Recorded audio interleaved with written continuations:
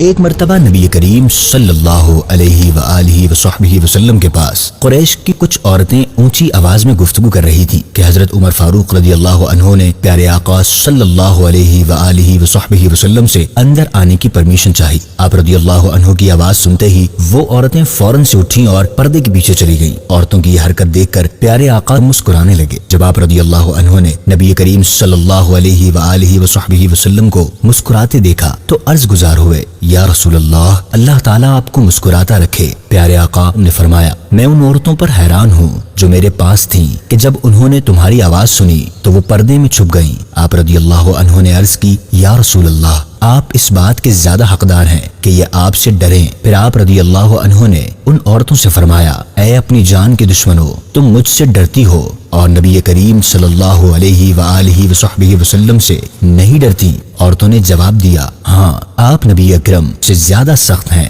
پھر پیارے آقا صلی اللہ علیہ وآلہ وصحبہ وسلم نے فرمایا، اے ابن خطاب، اس بات کو چھوڑو، قسم ہے اس ذات کی جس کے قبضہ قدرت میں میری جان ہے، جب شیطان تمہیں کسی راستے پر چلتے ہوئے دیکھتا ہے تو وہ بھی تمہارے راستے کو چھوڑ کر دوسرا راستہ اختیار کر لیتا ہے۔